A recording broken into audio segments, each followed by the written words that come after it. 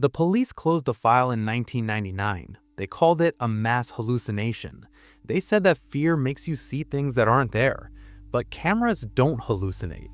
Sensors don't feel fear. I went back to the farmhouse to prove that ghosts aren't real. I went there to show you that every bump in the night has a logical explanation. I was wrong. It's not about what hides in the dark. It's about what stands right behind you when you turn on the lights.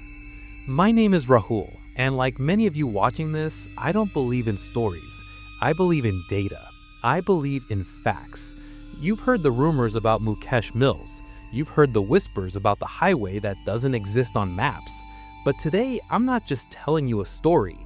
I'm showing you the evidence. I have the footage, the audio logs, and the time-stamped GPS data that the local authorities tried to blur out. But before we step into the darkness, you need to know the rule.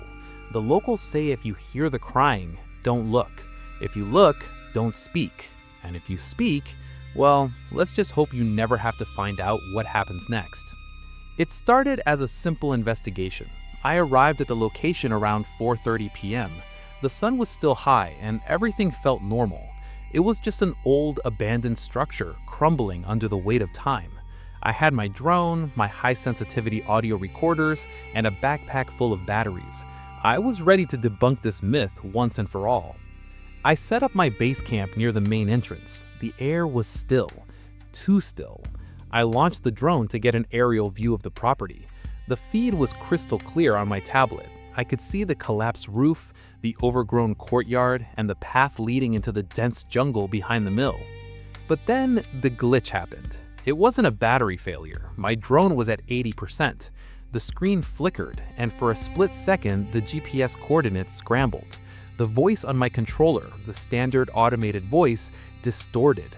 It slowed down, dragging out syllables until it sounded like a deep, guttural growl. And then the face detection squares appeared.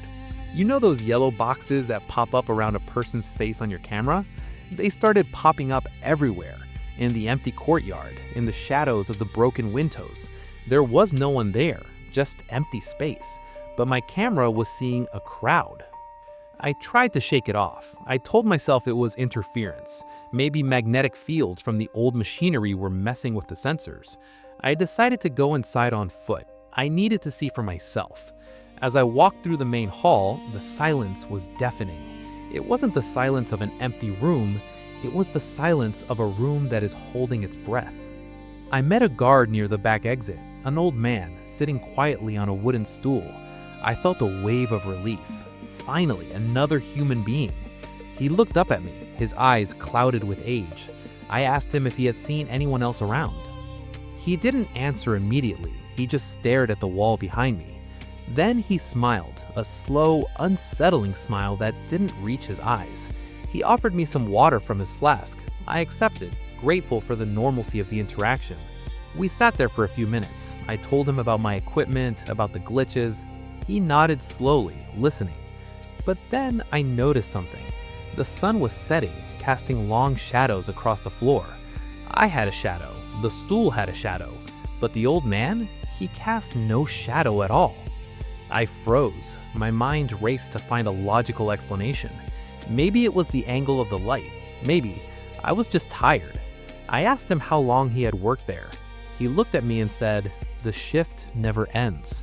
And then he repeated it, "The shift never ends." He said it again and again in the exact same tone with the exact same pause. It was like a broken record, a loop.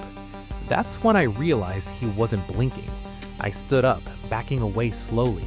The safety I felt moments ago evaporated, replaced by a cold dread that settled in my stomach. I turned and ran back towards the main hall. I needed to get out. I needed to get back to my car. But the layout of the building had changed. I ran down a corridor that should have led to the exit, but instead it led to a dead end, a brick wall that wasn't there before. Panic started to set in, real, visceral panic. I checked my phone, no signal, of course. Then I heard it, footsteps, heavy, dragging footsteps coming from the other side of the wall. Not human footsteps. These sounded wet, like someone walking through mud, even though the floor was dry. I remember the outlier in the research I had done. The story about the bandits, the story about the human trap. What if this wasn't a ghost? What if that old man was a distraction? I grabbed a rusty iron pipe from the floor. My skepticism was gone, replaced by a primal need to survive. I shouted into the darkness, telling whoever was there that I was armed. The footsteps stopped. A voice echoed from the shadows, but it wasn't the old man. It was a woman's voice, crying. "Help me," she sobbed. "Please, they're going to hurt me." It was the classic trap, the damsel in distress. I knew it, but my instinct to help was screaming at me. I moved towards the voice, the pipe raised. I turned the corner and I saw her, a woman in a torn sari, sitting on the floor, her back to me. "Miss?" I called. She didn't turn, she just kept crying. But then the crying changed. It shifted into a laugh, a low, mocking laugh that vibrated in my chest. She stood up, her movements jerky and unnatural. When she turned around, I dropped the pipe. It wasn't a woman, it was a mannequin, a dirty, broken mannequin with a speaker taped to its back. And standing behind it were 3 men. They weren't ghosts, they were very real, and they were holding knives. This was it, the human horror, the trap I had read about. They lunged at me. I scrambled back, adrenaline flooding my veins. I dodged the first swing, the blade slicing the air inches from my face. I kicked the second man, sending him stumbling back. I ran faster than I ever have in my life. I made it to the upper level, trapping myself on a balcony overlooking the main floor. They were coming up the stairs, laughing. They had me cornered. I looked over the edge. It was too high to jump. I was done. I closed my eyes, waiting for the end. But then the temperature dropped. I could see my breath in the air. The laughter on the stairs stopped abruptly. I opened my eyes. The air around the men was shimmering like heat haze, but it was freezing cold. A dark mist was forming behind them. It swirled and coalesced into a shape, a towering figure much taller than a man. It had no face, just a void where features should be. The bandits turned, their confidence shattering into terror. They screamed, but no sound came out. The mist engulfed them. I watched in horror as they were lifted off the ground, thrashing silently against an invisible force. And then, one by one, they were thrown, not down the stairs, but over the railing, plummeting into the darkness below. The figure turned its void towards me. I couldn't move. I couldn't breathe. It didn't attack, it just stood there, observing.